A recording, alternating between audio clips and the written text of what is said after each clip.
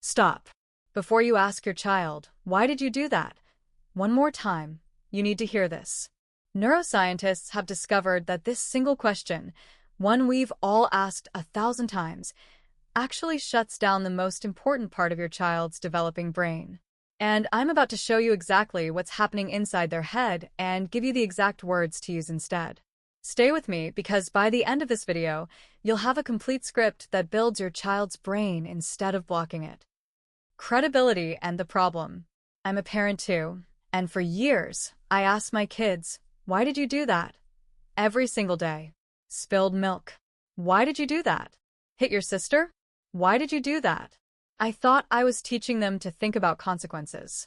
But then I discovered something that changed everything. Dr. Dan Siegel, a clinical professor of psychiatry at UCLA and author of The Whole Brain Child, revealed something shocking. When we ask why questions during emotional moments, we activate the child's lower brain, the reactive, survival-focused region, while simultaneously shutting down their prefrontal cortex, the area responsible for reasoning, empathy, and problem-solving. Here's what's really happening. When your child spills juice, breaks something, or misbehaves, their brain is already flooded with stress hormones. The moment you ask, why did you do that? You're asking them to access the logical part of their brain that's literally offline. It's like asking someone to run a marathon with broken legs. And here's the kicker. Children under 7 don't even have a fully developed prefrontal cortex yet. They genuinely don't know why they did it. They just did. Comment below. Have you ever asked your child why and gotten that blank stare? You're not alone. Myth number 1. Why questions teach accountability. Let me tell you about Sarah, a mom in one of my workshops. Her 5-year-old son threw his toy truck across the room, barely missing their TV. Sarah's instant response? Why would you do that? Her son burst into tears, couldn't answer, and the situation escalated into a full meltdown. Here's the science. A 2019 study published in the journal Developmental Psychology found that why questions during emotional distress increased cortisol levels in children by 35% and decreased their ability to recall their actions or feelings by nearly 50%. Translation? The why question doesn't create accountability. It creates shame, confusion, and a stress response that actually prevents learning.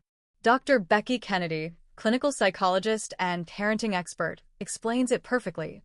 Why questions demand that kids explain something they themselves don't understand yet.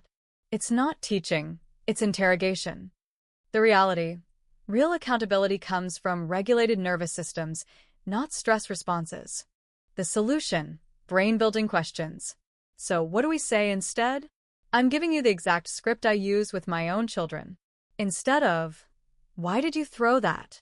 Say, I see you through the truck. Your body seems really big right now. Let's take some deep breaths together. Notice what happened. You. 1. Described what you saw, no judgment. 2. Acknowledged their emotional state. 3. Offered co-regulation. Then, once they're calm, and this is crucial, wait until the prefrontal cortex is back online, usually 5 to 20 minutes later. You can ask, what was happening in your body right before you threw the truck? This question is gold because it teaches emotional awareness. It doesn't require justification. Builds neural pathways for self-reflection. Keeps the thinking brain engaged. Sarah tried this approach. The next time her son threw something, she took 3 deep breaths herself first, then said, you threw the truck. Something big happened in your feelings. 20 minutes later, after he'd calmed down, she asked, what was your body feeling? He said, my tummy felt hot and my hands got tight. That's emotional intelligence being built in real time. What questions have worked for you? Drop them in the comments below. Mistake number 2. Asking why when you're emotional. Here's another trap. Asking why when we're flooded. Picture this. You've had a terrible day. You walk in and see your child drew on the walls with permanent marker. Your instant reaction? Why did you do that? But here's the neuroscience plot twist. Your brain is also dysregulated. The polyvagal theory, developed by Dr. Stephen Porges, shows that emotional states are contagious, especially from parent to child. When you ask why from a place of anger or frustration, Your child's nervous system detects the threat in your voice, facial expression, and body language.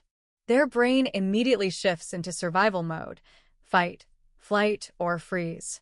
Research from the University of Washington shows that children whose parents regularly questioned them during emotional moments showed 40% higher anxiety levels, decreased problem-solving abilities, more behavioral issues at school, a lower self-esteem scores. The solution: the parent pause. Here's your new superpower, the parent pause. Before you respond to any behavior, take 3 deep breaths. Not 2, not 4, 3. This is backed by research from the HeartMath Institute showing that 3 deep breaths is the minimum needed to shift your nervous system from sympathetic, stress, to parasympathetic, calm, activation. My advice: 1. See the behavior. 2. Breathe. I'm noticing I feel angry. 3. Pause. Count to 5. 4. Respond. I see. Describe behavior. I need a minute, then we'll talk. This teaches your child the most valuable life skill: emotional regulation through modeling.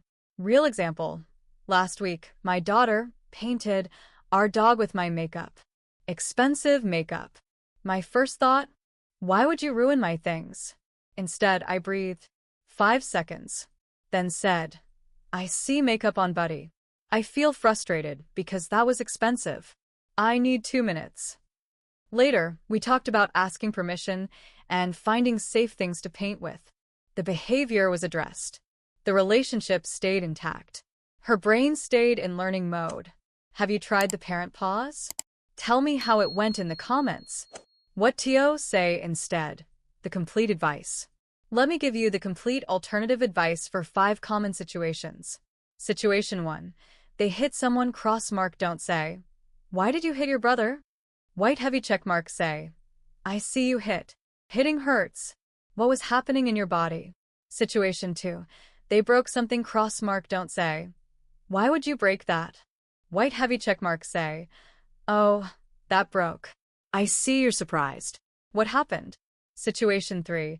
They lied. Crossmark. Don't say, why did you lie to me?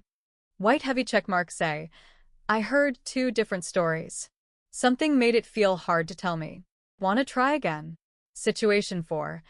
They refuse to listen. Crossmark. Don't say, why won't you listen? White heavy checkmark. Say, I asked twice and your body said no. What does your body need right now? Situation 5. They had a meltdown. Crossmark. Don't say, why are you acting like this? White heavy checkmark. Say, your feelings are so big right now. I'm right here with you. Notice the pattern? Describe. Acknowledge. Invite. No interrogación. Nos cham. The long-term brain impact. Here's why this matters beyond just avoiding tantrums today. A longitudinal study from Harvard's Center on the Developing Child tracked children for 15 years. Those whose parents used shame-based questioning, including why during distress, showed 3x higher rates of anxiety disorders, significantly lower emotional regulation skills, more difficulty in relationships, reduced academic performance. Meanwhile, children whose parents used connection-based approaches showed higher emotional intelligence, better problem-solving abilities, stronger resilience, healthier self-esteem. Your words aren't just managing today's behavior, they're literally wiring your child's brain for life. Strong recap. Let's recap what we've covered. The problem: why did you do that?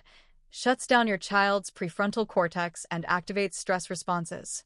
The science: children's brains are literally incapable of logical reasoning during emotional flooding. The solution: use the parent pause, 3 deep breaths. Describe what you see. Wait for calm. Then ask, what was happening in your body? Model emotional regulation. The impact: you're building neural pathways for emotional intelligence that last a lifetime. One question shift is equal to completely different brain development. If this opened your eyes to what's really happening in your child's brain, smash that like button. It tells YouTube to share this with more parents who need it. And subscribe, because next week I'm revealing the 3 phrases that accidentally teach children to people please, plus what to say instead. Most importantly, comment below.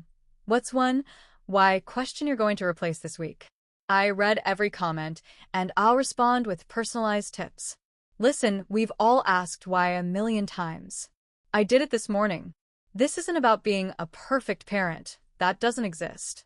This is about having the information to make small shifts that create massive change.